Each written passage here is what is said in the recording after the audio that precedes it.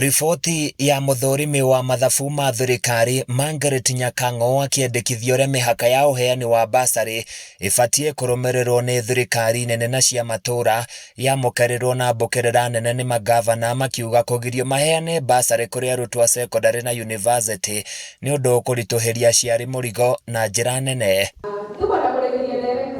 Indi mũmbunge wa Nyandarua Faith Gitau augite gutherio kwa mihaka ya ugai wa basari ni undu wa bata muno, amwe aciari aingi makoretwo magitukanirwo ni wabici iriku mabatie kuhura undi magietha basari cia arutwo. Na nie kiriro giakwa ni ati tutuike coordinated, ati tariu umuthi ingĩigua ati basari yakwa ni yathira no thie he governor ndimwire mwana uyu ena thina, please muhe basari. Ndakonage ati hindi ciothe ni political.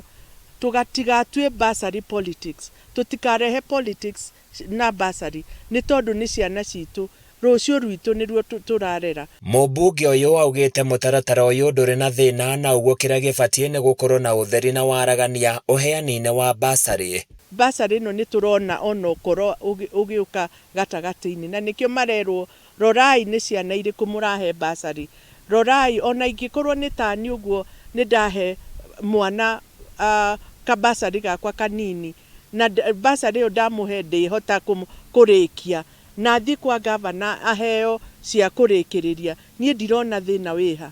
Nieraheire uguni wa kigina kiria maheagwo amu ni ahotete kurugamirira ngarama ya githomo gia ciana nyingi iria ciumite micii hatiririku kana andigwa. Gutire kindu kiega ta guthomithia ciana tondu rucio rwitu rwi moko-ini mao, na riria turathomithia ciana na njira njega ni turamenya ati rucio rwitu na rucio rwa Nyandarua ni rugukorwo rwi rwega. Maya magethiaga na mbere nake gavana wa Tharaka Nithi Muthomi Njuki augite ngwataniro ya magavana ni maguthii igoti-ini makiregana na ikinya riri makiuga ni riagararire watho.